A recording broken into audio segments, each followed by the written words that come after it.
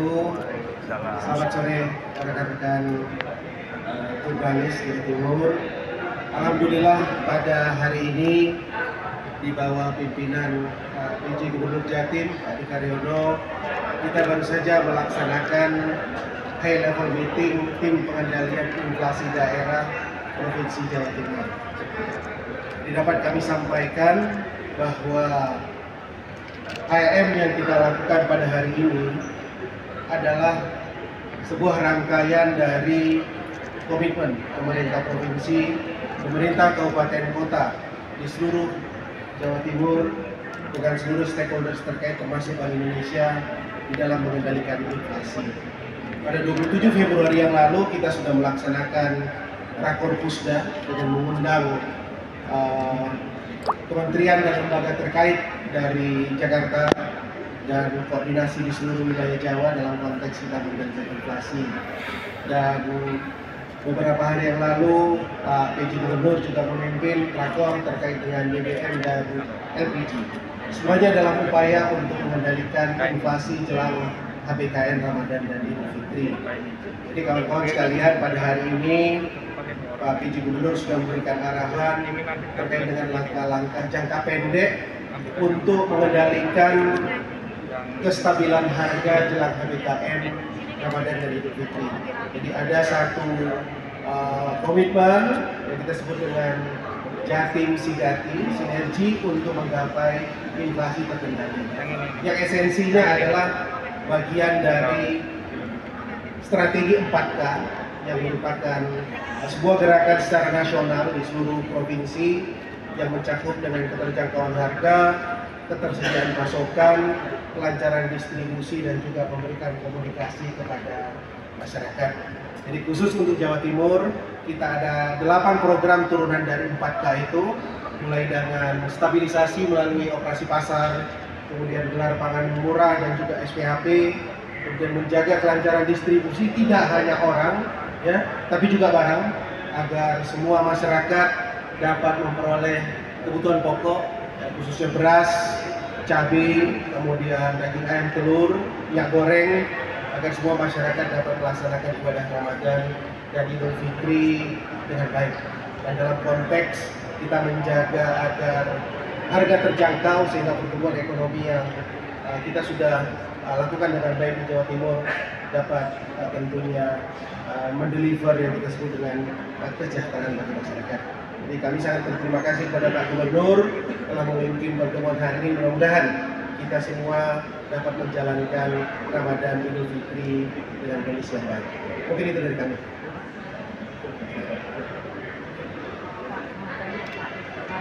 Dari penjelasan kan memang sudah ya Pak ya, termasuk strategi teknologi keuangan, termasuk pasokan yang bulog kan terlihat lengkap, tapi di pasaran juga masih banyak masalah. Nah ini apakah ada semacam dugaan Pak, mafia komoditas pangan ini masih ada atau pemula ini juga masih bermain Pak? Karena sejak dari tahun ke tahun itu kan program kan terus dikembangkan dan dijalankan, tapi permasalahannya di masyarakat masih tetap. Jadi kalau dari analisa Pak Erwin seperti apa sih Pak? Dalam pertemuan tadi, Satgas Pangan juga memberikan laporan, dan dari hasil temuan Satgas Pangan, dugaan-dugaan seperti itu memang tidak ditemukan. Yang ada memang ya ada persoalan antara kecepatan distribusi dengan sampainya beberapa bahan kebutuhan pokok di masyarakat, khususnya beras. Tapi dari laporan yang tadi disampaikan oleh Bulog dan juga dari Dinas Pertanian dan Dinas Perindak, bahwa sebenarnya seluruh bahan kebutuhan pokok berada dalam jumlah yang memadai, sehingga memang hal yang sangat biasa jelang Ramadan dan Idul Fitri, dan ada peningkatan permintaan. Ini siklus yang biasa terjadi setiap tahun, mana permintaan lebih tinggi daripada ketersediaan, sehingga intertemporal memang ada kenaikan harga. Jadi mudah-mudahan berdasarkan laporan tadi dan langkah-langkah yang akan kita lakukan, harga sudah mulai menunjukkan penurunan. Mudah-mudahan masyarakat dapat menjalankan ibadah Ramadan dan Idul Fitri.